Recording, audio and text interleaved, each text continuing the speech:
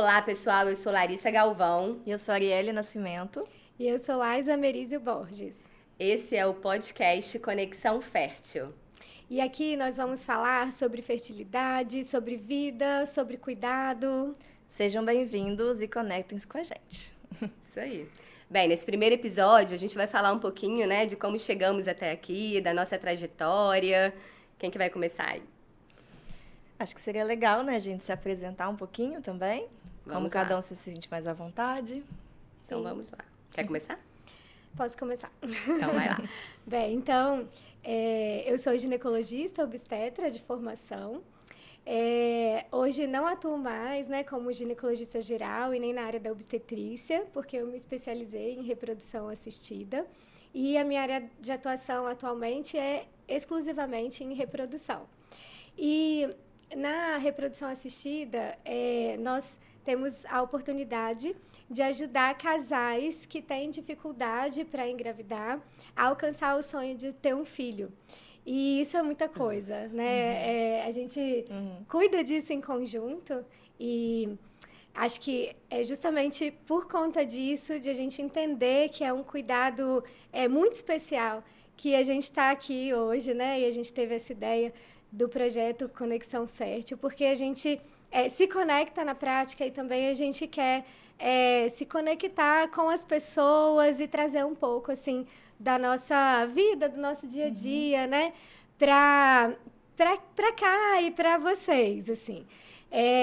Além disso, né, nós temos hoje muitas mulheres adiando a maternidade, então na reprodução assistida, onde nós temos a oportunidade de ofertar a preservação da fertilidade para que essas mulheres possam engravidar no futuro, quando elas perceberem que é o momento ideal.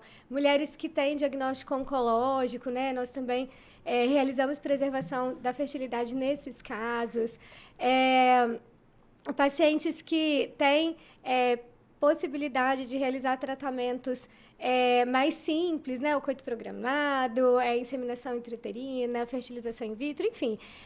Uma gama, assim, né, de possibilidades dentro da reprodução assistida. Eu também sou professora da UFES, eu gosto muito da área acadêmica, né? Gosto muito de trabalho científico, de congresso, então essa possibilidade do contato com o aluno é algo que me motiva bastante. E, para além disso, né, eu sou mãe de duas crianças, né, o Felipe e a Manuela. Sou casada com o Júnior. E conciliar, e acho que a gente vai poder falar um pouquinho, né, disso, a carreira profissional com a vida pessoal. É um grande desafio diário, mas é um desafio que a gente faz assim, com toda a nossa dedicação, com todo o nosso amor e que dá muito certo. Isso aí. Quer falar agora? Posso falar. Então vai lá. Então, eu sou Arielle, sou psicóloga, me formei também na UFES em 2009. Também fiz mestrado, dei aula por um tempo. Mas desde 2015, acho que tenho me voltado um pouco mais, né, a investigar, talvez, nessa área da perinatalidade, esse cuidado com a mulher, com a gestante. Hoje acabo também já trabalhando, atendendo os casais em parceria com vocês, né, com o Instituto, que estão passando pelo tratamento de engravidar, e a gente vê o quanto que isso é um trabalho tanto, né? E acho que é isso, como a Laisa estava falando, nos conectou nesse momento para a gente poder ousar e falar de uma forma diferente, porque eu acho que a gente acaba falando disso, talvez em lugares mais científicos, né? E para a gente é muito novo um espaço como esse, mas é de muito interesse nosso. A gente conversou muito sobre isso, poder falar de quem nós somos, para além da nossa especialidade. Então é isso, né? Também sou mãe de dois lindos, Natan e Maitê, sou casada. E acho que como quem a gente é muito além mesmo da nossa profissão, mas como o nosso fazer acaba atravessando, né? E como a nossa história, na verdade, está totalmente ali onde a gente está trabalhando também. Então, acaba que eu tive algumas experiências da maternidade, na minha gestação, no nascimento da minha filha, que me trouxeram para esse mundo da perinatalidade, talvez de um lugar um pouco mais profundo, com mais força. E eu acho que quando a gente conversa, né, todas nós também tivemos experiências pessoais que não determinaram a carreira que a gente escolheu, mas nos colocam no nosso fazer, no nosso cuidado com uma força, né? E é essa força que nos conectou, né? E eu estou muito animada para esse projeto, para a gente poder falar um pouquinho da gente, do nosso trabalho, da nossa conexão. Sim. Bem, eu sou Larissa, sou médica também, ginecologista, obstetra, mas atuo puramente na área da imagem da mulher.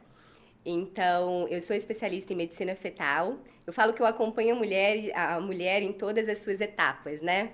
Então, no momento da gestação, eu realizo todos os exames do pré-natal, o ultrassom de primeiro trimestre, depois os morfológicos, quando necessário, a gente faz procedimento intraútero, e também estudo pelve feminina, então eu trabalho, aí veio a nossa conexão, né, porque eu faço pesquisa de infertilidade, também com foco no diagnóstico da endometriose, mapeamento de miomas, e essa conexão veio diante dessa área de atuação em comum, e mais do que isso, né, por conta da forma como a gente trabalha.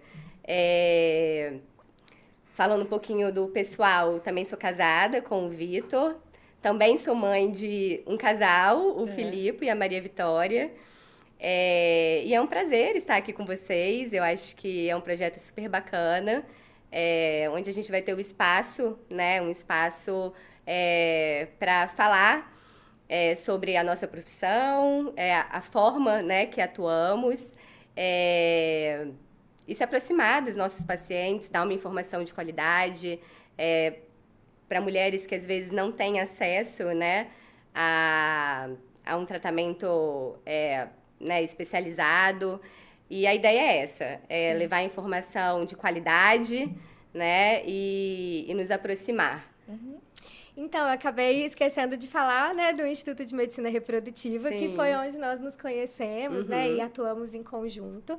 Então, em 2017, nós fundamos o Instituto de Medicina Reprodutiva e hoje, né, nós atuamos numa equipe integrada, né, eu como médica especialista nessa área de reprodução assistida, a Patrícia, a Arielle, que é psicóloga, a Larissa na área do ultrassom, o José Augusto, que é urologista. E lá a gente consegue ofertar um cuidado, né, para paciente, de fato multidisciplinar, integrado, em que a nossa missão é acolher vidas, né? E desde o início, quando nós pensamos sobre qual era a nossa missão, né? Por que a gente tá ali todos os dias nos dedicando, né, no nosso trabalho?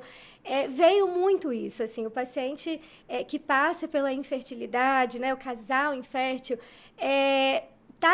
tá no momento de muita vulnerabilidade, né? Precisa de acolhimento, precisa de sensibilidade, assim, né? De ser tratado com humanização.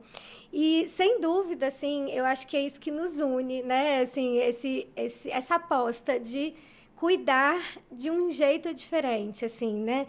E o paciente, ele reverbera isso pra gente. Ele fala, né? Ele demonstra. Quantas pacientes eu já atendi que falaram pra mim, nossa, eu nunca fui tão bem tratada, eu nunca passei por uma consulta em que eu fui tão acolhido, né? Ninguém nunca me atendeu desse jeito, envolvido, né? Interessado. Sim, eu sempre falo isso do Instituto. Eu acho que é a união, né, de profissionais extremamente capacitados com esse acolhimento, né, essa forma tão especial de atender o paciente. Sim. E a gente estava conversando ontem, né? O Instituto nos conectou, mas como que a gente chega no Instituto, né? Porque, por exemplo, eu conheci a Liza, na verdade, já a forma como a gente se conheceu já aponta para o modo como a gente valoriza esse olhar, né, do cuidado. Porque eu atendia num consultório, não a conhecia, mas atendia uma paciente, enfim, que ela teve uma perda gestacional e ela entrou, assim, numa depressão após essa perda, teve uma dificuldade de elaboração desse luto, a gente estava acompanhando. E aí ela conseguiu, assim, de alguma forma, evoluir, talvez, né, nesse processo, passar por esse processo de luto e topou assumir, tentar uma nova gestação e engravidou. Só que aí, nessa gravidez, no começo da gestação, ela fez uma ultrassom E o contato com o ultrassonografista, para ela, foi muito desvitalizador. A forma como ela foi abordada, né, assim, anunciando ali uma grande possibilidade de um bebê sindrômico, para ela foi algo que, assim, que realmente levou ela para aquele lugar da primeira perda e foi muito difícil. E aquilo me tocou dessa forma, assim, caramba, não adianta só eu no meu consultório escutar essa paciente, né, e ter esse cuidado. É importante também que toda essa rede que se ocupa e cuida dessa mulher, de fato, tenha um olhar sensível, porque senão a gente pode impedir, né, que as mulheres, de fato, consigam ficar bem, né, no processo, que às vezes é difícil, mas de uma gestação. E aí uma outra paciente que estava fazendo tratamento para engravidar, falou que fez uma ultrassom com a Liza, e ela veio contar de como que numa ultrassom ela sentiu como que ela foi bem acolhida, né? De como que ela foi escutada, na verdade, na história. E nem era um momento de escuta, era uma ultrassom, assim. Não era uma consulta clínica. E ela veio me falar, eu falei assim, gente, então, peraí, deixa eu, né, fazer um contato. E a gente, na primeira conversa, eu acho que a gente sintonizou que, claro, a gente se preocupa muito em estudar, em correr atrás e pesquisar e fazer bem, tecnicamente, teoricamente, o nosso trabalho. Mas a confiança, assim, né, de ter um olhar cuidadoso, de saber que a gente, diante do outro, né, que está vulnerável, a gente tem que ter essa presença, né? Acho que passar esse cuidado, acho que essa conexão.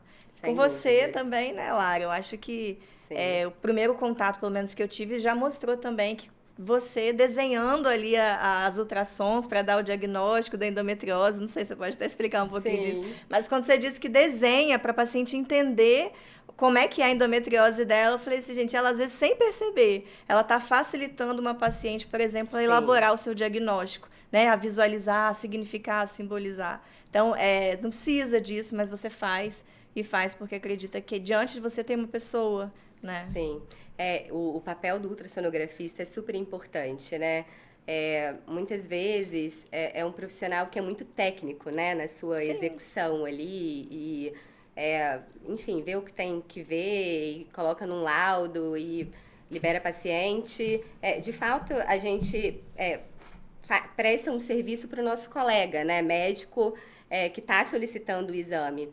Mas eu acho que o que diferencia, né, um técnico de um profissional realmente que está interessado em ajudar aquela mulher, em fazer o seu melhor, é justamente extrapolar um pouco isso. Então, eu sempre tenho esse cuidado de entender a história da mulher, né, os motivos, né, que ela está ali, né, os motivos que a levaram a me procurar. E fazer o exame da forma mais acolhedora, ter cuidado, né, na hora de dar uma notícia. Nós somos muitas vezes portadores de má notícias, né? Aquele primeiro exame que infelizmente não tem um coraçãozinho batendo, ou um diagnóstico de endometriose. Então, como isso vai chegar até a paciente, né? Foi o que você colocou. Uma coisa às vezes tão simples que o médico nem se deu conta, trouxe um impacto tão negativo para a vida dessa paciente. Então, acho que a gente precisa ter um cuidado, né? E extrapolar só o que esperam da gente. Tudo bem, eu poderia ali liberar um laudo e tá tudo certo, mas é tão bom, né, oferecer mais. E aí que vem a nossa conexão, né? Porque nós buscamos muito além, né? De um tratamento de fertilização, ou de realizar um exame, ou de chegar ali, uma escuta, né, e falar o que algumas palavras para a paciente. Então, a gente extrapola isso, né? E isso, sem dúvidas, nos conectou. Por isso, estamos aqui juntas. E eu acho que isso, Lara, que você está falando é muito interessante, porque é o que a gente aprende, né, na faculdade. Sim. A gente aprende a ser técnico, a gente aprende a pensar em caixinhas, né? E a gente só vai individualizar mesmo e só vai mudar um pouco, eu acho, assim, essa forma de abordar o paciente e se envolver e ver que aquilo não vai atrapalhar a sua conduta, né, quando a gente amadurece profissionalmente, Sem né? dúvidas. Então, acho que a própria maternidade, assim, né, nos aproxima muito da experiência do paciente. Então, você passa por um ultrassom para ouvir o coraçãozinho do seu bebê e você sabe a sua ansiedade naquele momento. Então, isso te dá empatia para quando você vai fazer, né, o ultrassom de uma paciente que também está ali para ouvir o coração pela primeira vez do seu bebê. Então, isso faz de você uma pessoa, né, que está ali integralmente e não simplesmente para fazer um exame. Isso muda tudo. Com certeza. E a gente vai aprendendo, né? Eu lembro que logo que eu cheguei em Vitória, eu fiz minha formação em São Paulo, né? E logo que eu cheguei em Vitória, eu estava grávida do meu primeiro filho. E aí eu fui fazer um ultrassom de uma grande amiga. Era no primeiro trimestre. E não tinha atividade cardíaca. E aquilo mexeu tanto comigo, a ponto de eu não conseguir terminar o exame. Assim, eu levantei, pedi ajuda para um colega para me ajudar. E foi minha primeira assim, experiência de que eu ia ter que aprender a lidar com isso. E com o tempo, até mesmo assim, filtrar o que você vai falar nesse momento. Porque às vezes a gente, achando que está acertando, fala... mas tá tudo bem, daqui a pouco você engravida de novo. Sim. Mas a gente é tão necessário respeitar aquele momento da paciente, aquele luto. E depois eu também passei por 2 abortos, né? E é isso, a gente precisa viver esse momento. É um momento de luto mesmo, é um filho no céu, né? E então é um desafio diário, mas levar esse olhar, esse acolhimento, né? Faz toda a diferença. E também ninguém ensinou a gente a falar, né? Sem ninguém dúvidas. ensinou a gente a dar a má notícia. Sem dúvida, foi o que eu falei. Eu cheguei de São Paulo e aí foi meu primeiro contato, né? Eu falei, meu Deus, eu vou ter que aprender a lidar com isso. Tanto é que quando a Arielle começou a trabalhar no Instituto, toda reunião científica que a gente ia fazer, ou toda vez que a gente fazia uma reunião em equipe, eu falava, você podia falar como que a gente dá um resultado de um beta negativo, como se fosse uma receitinha de bolo. E não é, né? Só que a gente não aprendeu sobre isso, Verdade. né? Essa parte... humana, sensível, que na verdade não tem nada que você fale que vai consolar naquele momento de luto, né, de frustração, mas você tá ali do lado, de verdade, né, você se dispor naquele momento, importa, né? Exatamente, em que a paciente mais precisa de você, é o que vai fazer a diferença. Ela sente, a paciente sente, ela sabe, né, quando o médico tá realmente ali para ela, né, na alegria e na tristeza, assim, poxa, claro que a gente, né, como especialista em reprodução assistida, que trabalha todos os dias para isso, a gente quer que dê positivo, né, mas não tá sob o nosso controle. É um tratamento que não tem garantias, é difícil mesmo. Com certeza. Então, é difícil para ela receber, sem dúvida, né, e é difícil pra gente também, né, dar a má notícia.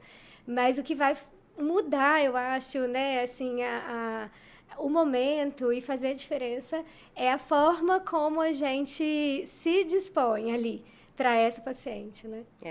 E acho que isso já aponta, assim, para uma ética, sabe? Porque dar um diagnóstico, seja de infertilidade, seja de endometriose, enfim, acho que tecnicamente se ensinam, né? Vocês aprendem isso na formação, tecnicamente, para dar um diagnóstico.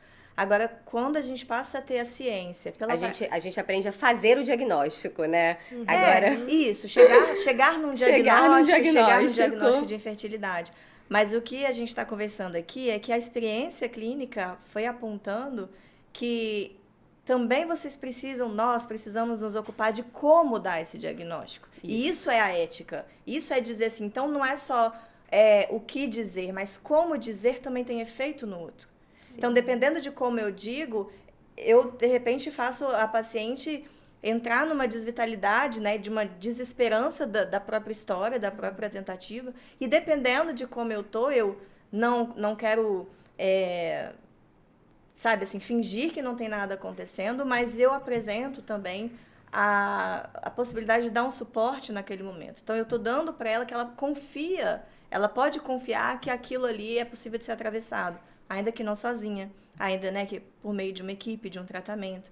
Então, essa ética, assim, ela é muito importante e precisamos falar mesmo disso. Acho que isso também motivou muito a gente a falar num podcast, talvez de uma forma mais extrovertida, assim, né? Ou entre amigas, porque eu acho que isso faz a gente ter mais tranquilidade em como a gente está dizendo, sem se preocupar em estar escolhendo as melhores palavras, porque a gente sabe, né? E admira muito o trabalho de cada uma. Mas, sem dúvida, o trabalho, quando você está diante dessas situações que vocês narraram, e que é o nosso trabalho, de pacientes que estão vulneráveis, que estão, às vezes, com dificuldade mesmo de ver uma saída ou de elaborar algum processo, né? Que são muitos lutos, não é só a morte, não é só a gestação que se perde, que é um luto, é cheio de lutos todo o processo. Nós vamos falar disso, né? Eu acho, ao longo dos podcasts, assim. Mas, às vezes, o médico, pela formação que tem, não sei, né? Queria escutar vocês. Até para não ter acesso a esses sentimentos, a como esse trabalho afeta ele mesmo, às vezes ele vai chegar diante de uma notícia ruim com o paciente, não com a sensibilidade, mas com a técnica, com a explicação científica, defesa, com a resposta, né? Na melhor das intenções. Mas isso, às vezes, vem como uma defesa de dizer assim, bom, eu não quero ter contato com o que isso me faz sentir, então eu me ergo, né, de uma série de protocolos, do que ela vai ter que fazer. E como que no nosso trabalho a gente faz isso? Né? Porque talvez o nosso trabalho, se a gente fizer isso, a gente vai impossibilitar também que a paciente seja humana. Porque se o médico abre mão de ser humano, de sentir, de se afetar, ela vai impedir que a paciente também se sinta humana. E no nosso trabalho, é isso que às vezes que acontece. A paciente, ela não se permite ser frágil. Ela não se permite não conseguir engravidar. Ela não se permite, porque na idealização dela, na história de vida dela, que isso é muito comum, ela tem que funcionar. Sim, ela faz uma transferência, a transferência não é bem sucedida, ela quer saber imediatamente quando ela pode fazer a próxima, né? Isso, e antes mesmo, como que é difícil para uma paciente lidar que ela vai precisar de um médico, de um tratamento de reprodução assistida. E às vezes o nosso trabalho, se a gente não se humaniza, a gente vai impedir que ela se humanize, que aquele casal se humanize e possa acolher a própria infertilidade, a própria dificuldade, enfim, né, de ter uma gestação, porque aí a gente vai impedir a possibilidade dela ser cuidada. Sim. Porque se ela não aceita essa fragilidade, o cuidado para ela vai ser sempre invasivo, ou vai ser algo que ela vai fugir, ou vai ser algo que vai sempre apontar a fragilidade como um fracasso, como algo que ela não conseguiu. Mas quando a gente ergue, talvez, né, uma prática e uma ética que acolhe a nossa própria humanidade, a Lais, a Lari, a Ari, né, assim, a gente possibilita que a paciente acolha a humanidade dela e ela passa a ver a infertilidade dela como algo difícil, ela vai elaborar, mas não como um fracasso, não como uma falha, mas como algo suscetível a qualquer pessoa, que é humana. Sim. E aí talvez ela vai topar esse cuidado com mais tranquilidade, né? Sim. Esse distanciamento do médico que você pontuou, isso é muito comum no médico imaginologista, né? Porque a gente não está na linha de frente, né? Sim. Como eu falei, normalmente é um médico, né, que está prestando uma assistência, que solicita o exame. Mas eu acho que quebrar isso acrescenta tanto, porque a partir do momento que você senta ali, eu sempre falo isso, o ultrassom é um método fantástico, a paciente está do seu lado. Você tem a possibilidade de conversar, de entender, né? E quando você faz isso, isso agrega tanto no seu exame, para você, então, liberar o melhor laudo, né? Dar as melhores informações para o médico solicitante. Então, eu, com certeza, sempre quebro isso nos meus atendimentos e acabo tendo essa proximidade com a paciente. E é super bacana trabalhar dessa forma, né? Pelo contrário, né? Quando a gente faz curso de ultrassom, a gente é ensinado a não interferir na conduta. Exato. Você não pode falar muito. Com certeza. Senão você vai interferir na conduta. Aí Mas assim... esse é um cuidado que devemos ter, sem dúvidas. Sim. Então, assim, por exemplo... Mas dependendo, né? Você vai pro outro extremo, assim. Sim. Então, eu não posso falar nada. Aí a Isso. paciente fica ali, o médico em silêncio. Exato. Ela, meu Deus, o que tá acontecendo, né? As pacientes falam isso comigo, inclusive. Tem umas que já começam o exame assim, doutora, mas você vai me explicar, né? Sim. Eu falo, gente, eu vou explicar tudo, ninguém vai sair daqui com dúvidas. É claro que não cabe a mim dar a conduta, né? Então, eu tenho um respeito com os meus colegas. Mas me lembrei do que você falou no dia que a gente estava conversando sobre o podcast, que você disse você já percebe que a paciente está ficando, não sei, meio nervosa com o Ah, seu isso silêncio. acontece. Então, assim, não é só o que Aham. você fala tem efeito, mas o seu silêncio, dependendo de como ele for mantido, sustentado ao longo de um exame, ele pode ser muito Gera uma perturbador para uma angústia, né? paciente. Com E quando você certeza. percebe isso, naquele dia você falou assim, não sei, você falou uma Eu- coisa que você vai falando, aí, ó, tá sim. tudo bem, mas deixa eu me concentrar, Exato. alguma coisa assim. Tem estrutura. Às vezes a gente está fazendo uma avaliação que exige mais mesmo, e aí, né, o silêncio ele vem. Mas aí, quando eu percebo que está prolongando muito e a paciente está ficando um pouco angustiada, eu falo: olha, tá tudo bem, eu só estou um pouco mais concentrada, mas não tem nada. Então, eu vou dando esse feedback para a paciente. Alguns cuidados que eu acho que são importantes. Você falou também do diagnóstico da endometriose, do desenho. Quando eu dou um diagnóstico de endometriose, a paciente ela faz um link imediato, que é a infertilidade. Então, eu tenho endometriose, eu não vou conseguir engravidar. Esse link, ele é imediato. Então, eu sempre tenho cuidado. Claro que a gente sabe que pode, sim, representar uma dificuldade, né? 40, 50% das mulheres com endometriose realmente têm infertilidade. Eu passo isso em números para elas, inclusive, mas eu sempre falo, olha, não é sentença de infertilidade, né? A mulher com endometriose, ela pode sim engravidar. Então, ter esse carinho, né? Que você está dando um diagnóstico para você, pode ser mais uma paciente, mas é a história dela que está ali, né? E a dor da infertilidade é uma dor muito cruel, né? Então, a gente tem que ter esse cuidado. Sim, e eu que dou o diagnóstico de infertilidade, Lara, o que Sim. que eu falo? Não é fácil, é um difícil, desafio. Acho que é um grande desafio para você, né? É desafiador porque a gente escuta muitas histórias, né? Assim, muitas histórias difíceis que às vezes a gente mesmo pensa assim, meu Deus, né? Quanta coisa, né? Que Sim. difícil. Mas acho que quando a gente entende também que é um processo, né? E cada um vive um processo na vida e que a gente está amadurecendo e aprendendo, né? Com cada situação, enfim, né? Eu acho que a gente consegue também transmitir isso para o paciente, né? Para o casal, enfim. E sempre assim, que a medicina evoluiu, né? Graças a Deus, hoje, os tratamentos de reprodução assistida, no início, né, lá com a Louise Brown, tinha uma taxa de sucesso de 5%.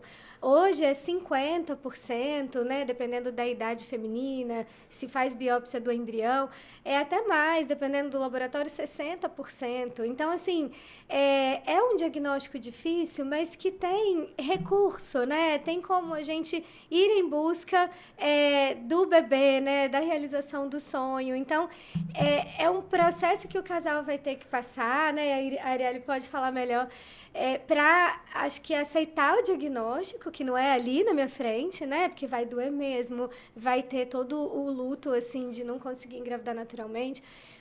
Mas depois disso vem assim, bom, então o que a gente tem que fazer, né? Qual o próximo passo e tal, para persistir? Porque se o desejo, né, de ter um bebê, ele é genuíno, ele vai mover esse casal em busca do tratamento e da realização do sonho, né? É nisso que a gente acredita, né? E assim, pra gente, por mais que seja, né, do cotidiano, a notícia e tal, não é sem efeito, sem dúvida, né? A gente sente também, assim, às vezes o paciente chora, cada paciente reage de uma forma, né? E eu falo com a Arielle também, nossa, pra gente é difícil, né? Lidar com o choro do paciente. São Sim. coisas que a faculdade não ensina. Não ensina. Mas que a gente vai aprendendo na vivência mesmo, né? Nas experiências, no cotidiano, no contato com o paciente, de que tudo bem chorar também, né? Não tem problema. Eu falo, o paciente fala, desculpa e tal. Eu falo, não, aqui é o lugar de Imagina, chorar, sim. não tem problema, E né? a hora, né? É o lugar e a hora, né? Exatamente. Então, é isso, né? É o percurso inteiro. Eu acho assim, tá ali do lado, sabe? Chora que eu tô aqui, decidiu ir em frente, eu vou junto, né? E a gente ir percorrendo juntos essa trajetória. Acho que essa é a forma, talvez, mais sensível, né? E assim, mais honesta de a gente poder lidar com o paciente e ele também sentir que a gente tá ali, né? E tá vivendo isso junto com ele, assim, não Sim. só como um profissional, né, um médico de reprodução assistida que quer fazer uma fertilização, ou que está indicando, não, né, é um médico que está realmente se importando, né, envolvido. Com certeza. Com certeza, eu falo que é ter noção, assim, né, do que a gente cuida, para mim é muito importante, e como que essa clareza do que a gente cuida, do que a gente está cuidando, ela é um exercício, assim. Diário. Porque o excesso de trabalho, a rotina, a experiência, às vezes ela vai para nós, a gente se familiariza tanto com uma fertilização, com dar um diagnóstico de FIV, mas aí já de infertilidade, mas aí já passa lá, que a gente corre o risco, nós corremos esse risco, porque a gente é suscetível a isso mesmo, de também banalizar um pouco, né? A gente faz isso todos os dias, mas para aquele paciente, é a primeira vez que ele está recebendo essa notícia, que ele não queria receber. Porque o que ele sonhou até agora é que ele iria, né, o sonho de ter um bebê tá ali naquela pessoa que está diante de nós, ou o sonho, enfim, né, falando agora especificamente da questão da perinatalidade, né, daquela gravidez ir adiante, é a questão da vida dela, é o sonho da vida dela. E você vai fazer, teve um dia que você, gente, hoje acabei fazendo muitas ultrassons, tive 2, 3 casos que eu tive que dar alguma má notícia. Quer dizer, então num dia você vai fazer isso muitas vezes. Mas a gente não pode perder a dimensão de que na hora que a gente está diante de um paciente é aquele encontro. E aquele encontro, né, o que você estava falando, quando a gente é sustentado por esse olhar de cuidado, o que está acontecendo com o outro, eu ali como profissional que vai sustentar aquele momento, ou o Winnicott diria, né, que é o psicanalista que eu estudo e, enfim, trabalho e acho que vou usar em alguns momentos, né, porque ele me dá esse holding, né, teoricamente, mas o profissional ele está fazendo esse holding é esse cuidado, esse segurar, né? Ele fala muito isso, né?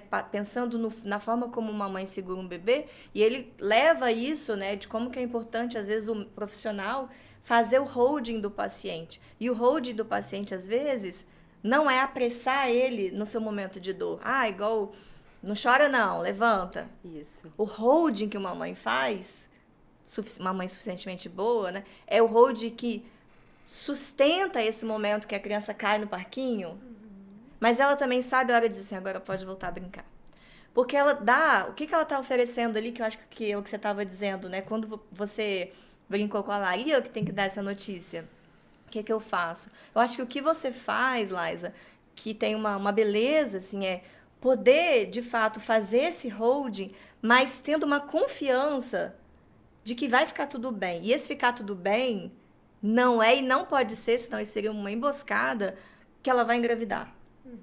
Mas o ficar tudo bem, é a confiança de que ela tem saúde para passar por aquele processo, junto a uma equipe que a gente está o tempo todo tentando fazer, né, e pensar e analisar eticamente o efeito da nossa prática e como a gente está fazendo. Então, esse holding que a gente pode fazer quando você, né, dá uma notícia, ele é esse cuidado de não lidar com o que está acontecendo com o paciente como se aquilo fosse assustador para nós, sim, como profissional. É muito porque é assustador para ele. Sim. Então, para a gente, como a mãe às vezes fala, é um ralado, mas que para a criança é a primeira vez que ela rala, pode ser um desespero ver o sangue. Se essa mãe se desespera junto, a criança realmente não vai conseguir se organizar e retomar. E, às vezes, a gente precisa receber esse desespero do paciente, mas sem, talvez, se desesperar. E eu acho que você faz isso porque você tem essa confiança, não só na reprodução assistida, essa paixão pela reprodução assistida, mas a confiança no cuidado. E que isso, a paciente recebe isso. Né? Isso, para mim, é muito bonito, assim. É muito delicado, né? Porque a gente tem que trazer a verdade para o paciente, exatamente, a verdade do diagnóstico, né? E, ao mesmo tempo, trazer um acolhimento, uma esperança, né? Eu acho que é esse o caminho, né? A gente não esconder também a verdade, as possibilidades, os desfechos, mas trazer uma mensagem de esperança e de acolhimento sempre. Acho que mesmo porque são tantas coisas envolvidas, assim, né? Por exemplo, às vezes a paciente fica mais abalada quando eu falo que ela vai precisar de uma fertilização do que com a própria infertilidade. Por quê? Entendi. Porque a fertilização in vitro é muita coisa para ela, né? Assim, poxa, é muito invasiva, é muito artificial, tem, às vezes, questões religiosas, né, envolvidas. Então, é uma paciente que tem as crenças dela, né? Enfim, questões pessoais que muitas vezes não permitem mesmo que ela siga esse caminho. Sim. Ou que vai ser um trabalho mais difícil para ela, ou às vezes é o marido que não concorda, né? E em direção a isso, a esse tratamento. Então, ela se distancia muito do que ela deseja, né? Então, assim, poxa, se só tem essa via, eu não vou conseguir, né? Então, assim, isso é um trabalho que precisa ser feito, né? E que a paciente tem que querer fazer também, né? Para que ela, né, possa se abrir para essa possibilidade. Sim. E às vezes e agora indo muito além, tem pacientes que às vezes fazem e a gente vê que tudo tá tão perfeito, que o embrião é euploide, né? Embrião geneticamente saudável. E o endométrio tem todas as características positivas e ela transfere e não engravida, e ela transfere de novo e não engravida. E a gente investiga e fala, meu Deus, né? Não tem mais o que investigar. Acho que ela está apontando aí para uma coisa, acho que é legal da gente puxar, assim, que é o limite também do nosso trabalho. O nosso trabalho, ele tem uma potência enorme, né? E eu falo da Lais, assim, né? Porque além da gente ter essa amizade, assim, né? Mas sempre vi muito isso, assim, você tem realmente uma paixão pela reprodução assistida, o que te faz, né, passar confiança nesse processo.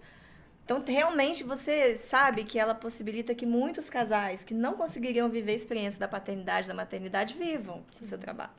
Mas, por outro lado, também tem limites. E eu acho que seria legal a gente falar um pouquinho como que esses limites, não só da reprodução assistida, mas do trabalho, né? Quando você puxou assim, é difícil, porque às vezes a gente tem que dar uma má notícia. E é uma notícia, é a verdade, sem dúvida. Falar a verdade é o trabalho, né? Prerrogativa, né? Não, sim, que senão você não vai passar a confiabilidade, né? E fazer todo esse cuidado.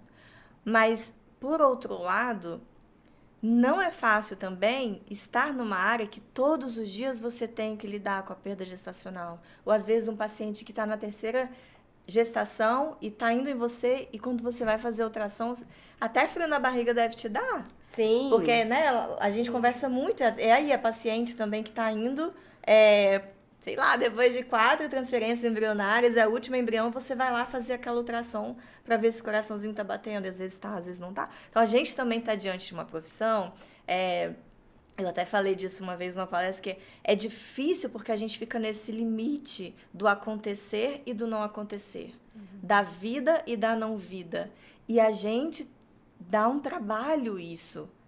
E acho que a gente também precisa se cuidar para poder fazer esse cuidado. Sim. Então, acho que seria legal, acho que vocês falarem um pouco disso até como médicas, porque eu, como psicóloga, psicologia já tem essa tradição, assim, né? E essa condição, a psicanálise, para você ser psicanalista, você tem que estar amparado por um tripé, para você escutar o insuportável de se escutar, que é o nosso trabalho, né? Que é a análise pessoal, que é a supervisão e que é o grupo de estudo. Então, a gente já tem essa cultura na formação de se cuidar para poder sustentar o cuidado de alguém, sustentar a análise de alguém. Mas, às vezes, na formação médica, pelo contrário, se cria uma ideia de onipotência, de que vocês têm que dar conta disso o tempo todo. Se alguém passa mal na calçada, vocês têm que vestir a capa. E aí, assim, eu acho que importância que é vocês também falarem um pouquinho de como vocês lidam com esse limite do trabalho e como vocês cuidam disso. Você me fez lembrar de um caso agora, que era um casal que já estava há algum tempo, assim, né, caminhando conosco, e ela tinha endometriose profunda, já tinha feito cirurgia, né, e um caso difícil, assim, baixa reserva ovariana. E aí a gente fez, né, a fertilização in vitro, ela transferiu 2 vezes, não engravidou. E aí era o último embrião, na terceira Na terceira transferência, ela engravidou. E aí, no dia de fazer o ultrassom, para ouvir o coraçãozinho do bebê, ela levou toda a família. Sim. E tava todo mundo lá na recepção, até me arrepio. Todo mundo, assim, na recepção e aquela, na expectativa, aquela festa. E aí, quando eu entrei na sala, né, de ultrassom, ela tava com o esposo na sala e eu também, poxa vida, finalmente, né, vou fazer esse ultrassom e esperei tanto também por isso e tal, e aquela alegria.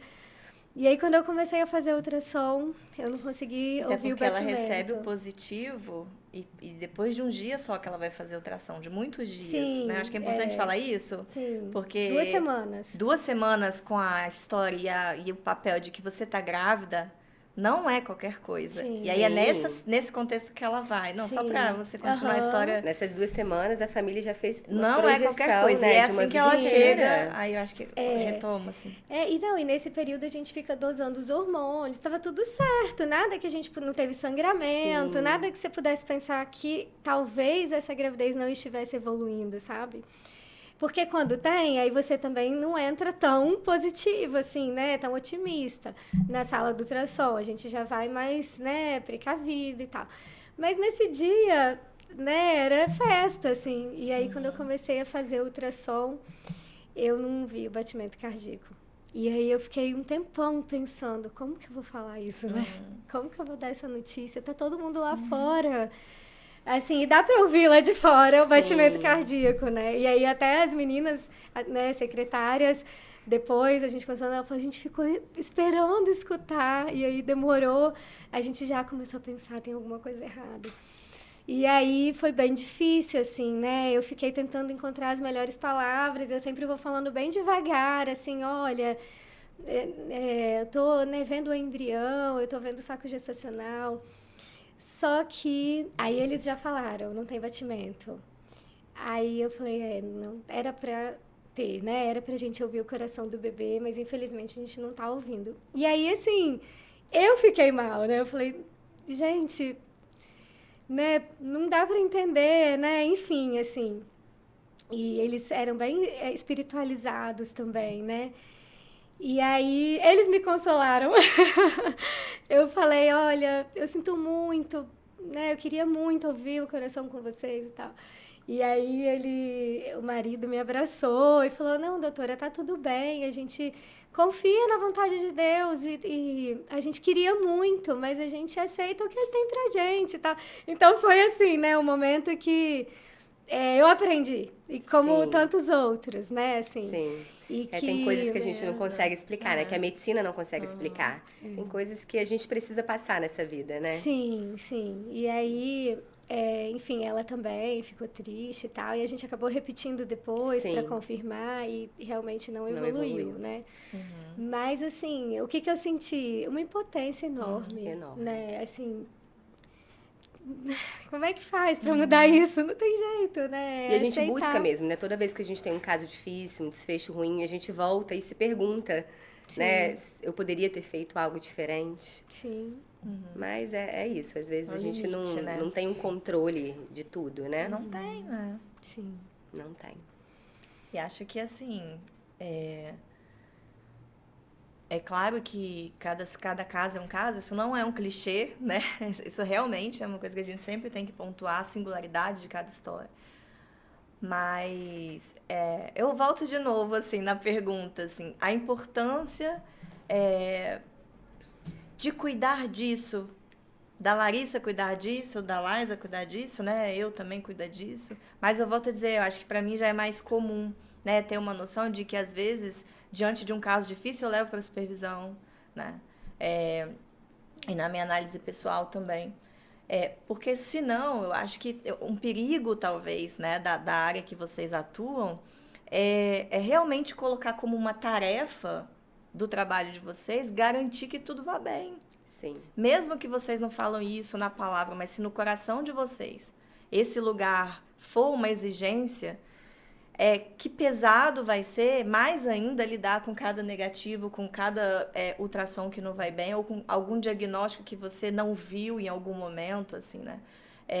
esse cuidado que eu estou dizendo, da importância de cuidar, às vezes de conversar e de amadurecer algumas coisas, é porque é muito pesado esse lugar de sustentar o outro. É pesado. Eu acho que a prática médica, ela traz isso, né? A gente tem, todos os dias, a todo momento, ter que lidar com decisões, né? Muito importantes, com notícias difíceis. Então, eu particularmente... e a gente não tem esse preparo mesmo, né? Na faculdade ou na residência... de como, então, vamos cuidar da gente para sustentar isso. Então, eu não sei te responder essa pergunta, sabe? Porque eu simplesmente suporto, talvez seja essa palavra, não sei, mas eu suporto isso dia após dia. Porque eu acho que a prática da medicina como um todo, né? Não só na nossa área, mas... outras áreas também, ela traz esse fardo. Sim. Concorda, Laísa? Eu faço terapia. Eu faço terapia também. Eu faço terapia também. Mas eu acho que é tudo isso que você falou, né? É o nosso dia a dia mesmo, assim, tá diante de muitas situações difíceis e muitas vezes sozinho, né? Assim, pra decidir, pra... É você, tá todo mundo esperando de você. Não tem pra quem. Exato. Às vezes, né, você falou da supervisão. Eu discuto casos com outros colegas, você também, né, Lara? Com certeza. Da área e casos, assim, né, mais complexos e tal. E isso soma muito. Eu acho que a gente não pode caminhar sozinho, né? Por isso que a gente tá junto aqui. É porque tem coisas que extrapolam ali, né, a literatura. Sim, não é aquele casinho pronto que tá ali no livro. Sim. É completamente atípico. E eu acho que, sobretudo, a gente se conectar mesmo com o nosso propósito de vida, né? Não é por acaso que a gente é médica, que né, você é psicóloga. Tem um propósito nisso. Sim. Que não é só trabalhar para ganhar dinheiro. Sem Com dúvida certeza, não é. Porque com isso é muito certeza. pouco, né? É muito pouco. E cuidar dessa área, né, que a gente cuida, que é tão nobre, eu acho que se a gente conseguir lembrar do que a gente está cuidando, né? E, assim, se conectar com a nossa missão ali de fazer a diferença na vida das pessoas. Esses desafios, né, que a gente vive no dia a dia, eles se tornam transponíveis mesmo. Não é fácil, não significa que é fácil. Não é fácil. Né? Mas é algo que você vai lembrar assim, não, mas eu tô aqui para ajudar, né? Você fazer um atendimento e, de fato, o tempo inteiro se concentrar nisso, né? Eu tô aqui, esse casal veio me procurar, né? Tá colocando em mim a esperança, e muitos falam isso. Doutora, você é minha última esperança, né? E aí você já sente a responsabilidade, né? Então, assim, eu quero corresponder a isso, né? Eu quero dar o meu melhor e tal. E eu acho que isso dá uma aliviada, sabe? No peso, assim. Diz que eu tô muito cansada, né? Como a gente colocou aqui, né? Somos médicas, psicóloga, mãe, esposa, humana. Então, o cansaço eventualmente bate. Mas aí eu sempre foco nisso. Eu tenho certeza que eu estou exatamente onde eu deveria estar. Porque o meu caminhar, ele foi se encaixando tanto e me levando para onde eu estou hoje. Sim. Então, eu não tenho dúvidas de que essa é a minha missão, sabe? Atender mulheres da melhor forma possível, né? Oferecer todo esse cuidado, todo esse acolhimento. E é isso, eu tenho certeza que esse é o plano de Deus para minha vida. E você saber que na trajetória da paciente, em algum momento ela teve um encontro com um médico que olhou para ela de verdade, sabe? Assim, que fez diferença mesmo, que falou de um jeito que ela entendeu, né? Desenhou. Isso que desenhou para ela. Mas sabe que quando eu entro no exame, que eu sento, né, eu converso com a paciente, eu pergunto, você tá bem? E aí teve uma vez que o marido de uma paciente, ela tem uma paciente que estava esperando gêmeos. Aí ele falou assim comigo, doutora, você foi a primeira médica que perguntou se ela está bem. Porque todo mundo é muito preocupado com os bebês. Era uma gestação gemelar de placenta única, então agrega alguns riscos. E todo mundo naquela preocupação, acompanhando ali o bebê, os bebês, né, semanalmente. E aí ele falou, nossa, você foi a primeira médica que perguntou pra minha esposa se ela tá bem. E ela não tava bem, porque muita preocupação, muito cansaço, já tava mais avançada na gestação, uma gestação gemelar, né? Então, a gente ter esse cuidado, né? Com certeza. E acho que, bom, o médico, ele tem que fazer bem o seu trabalho, né? Então, é muito bom que você esteja muito atenta à imagem, né? Lá que você vai olhar.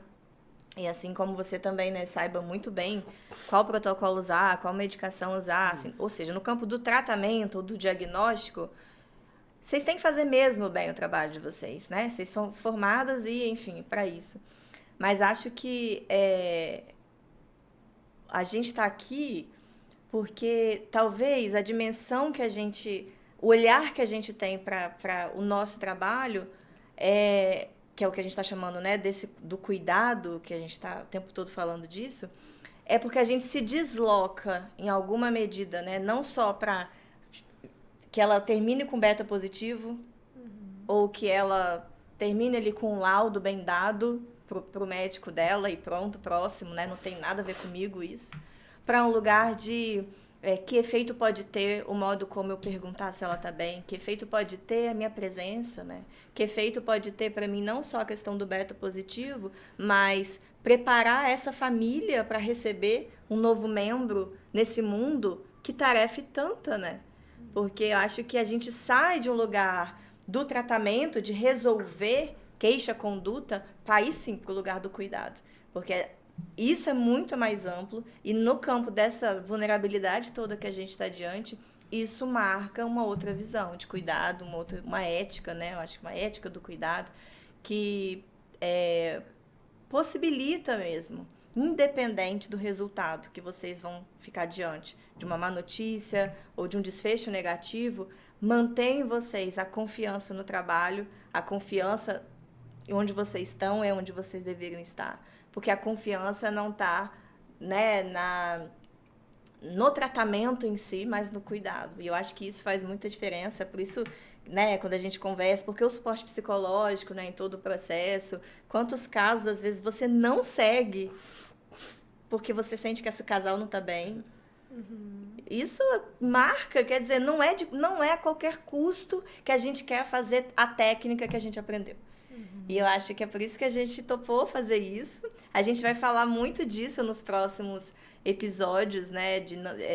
De como que é fazer bem o que a gente faz, tecnicamente, mas entendendo que o cuidado mesmo, ele só pode se dar numa relação entre pessoas, né? Porque uma injeção é ótimo, um bom remédio dado é muito bom para o tratamento, a ultrassom boa faz muito bem, né? Obrigada, assim, ajuda muito. Mas o cuidado só se faz na relação. E acho que é por isso que o nome, né, conexão fértil, não só entre nós, mas a conexão com o trabalho, com o paciente. A gente aposta muito que isso faz a diferença. Né? E faz. E faz. Queria então, compartilhar um caso para a gente terminar. Então, vamos lá. Esses dias meu filho me perguntou assim, mãe, você lembra qual foi o primeiro tratamento que você fez de reprodução? E aí eu lembrei, né? Eu lembro muito bem, que foi uma paciente lá no Pérola Byton que eu fiz todo o tratamento dela, né? E ela, assim, coincidentemente... O Pérola Byton é um hospital em São Paulo, né? Onde eu fiz residência médica de ginecologia e obstetrícia. E a Liza fez reprodução humana. Que é uma escola linda, né? Assim, incrível. Que eu tenho super relação afetiva, assim, até hoje. E que me ensinou demais, assim. Me ensinou, né, a ser especialista em reprodução assistida e muito mais, assim. Mas essa paciente me marcou muito e, coincidentemente, ela tinha mandado uma mensagem lá para o Instituto, ela me achou, lá em São Paulo, né? Ela mora em São Paulo. Eu achei essa história incrível, gente. E aí ela mandou a foto da filha dela e tal. E aí eu fui e mandei uma mensagem para ela, né? Perguntando como ela estava e tal. E aí ela me mandou uma mensagem tão linda, assim, que... eu fiquei pensando, gente, desde o início, né, assim, já tinha uma paixão, já tinha mesmo uma vontade de cuidar de verdade, assim, né, dos pacientes. Aí ela escreveu assim: Olá, doutora, que grande alegria receber a sua mensagem. Sem palavras para descrever a minha gratidão, a sua dedicação e carinho por mim.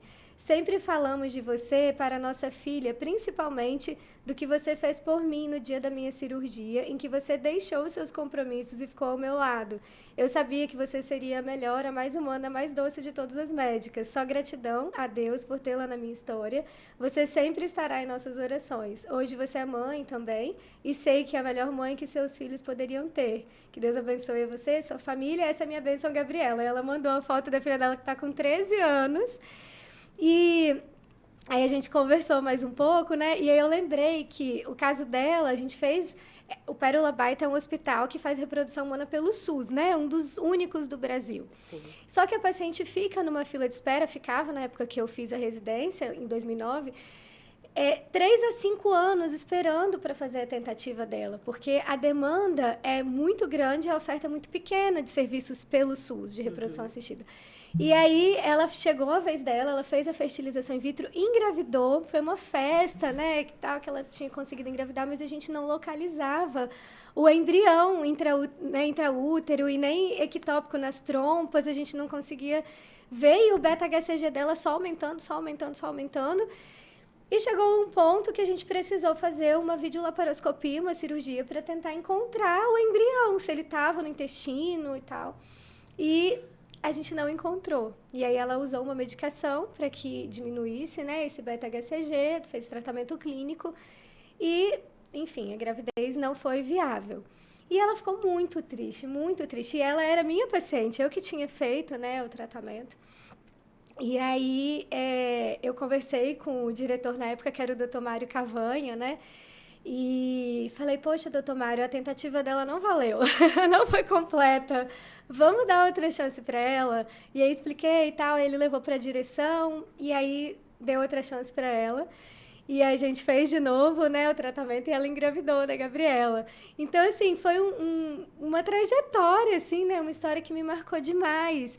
E que marcou a vida dela, né? Ela fala que eu nunca vou esquecer. Então, assim, a gente está produzindo marca. Nada poderia marcar mais, né? Exatamente, Um filho. exatamente. A gente está produzindo marcas nas pessoas todos os dias, né? Numa fala, no jeito de olhar, no jeito de acolher, de abraçar, né? Que seja uma marca positiva, Exatamente. Né? Sempre. E não só no trabalho, né?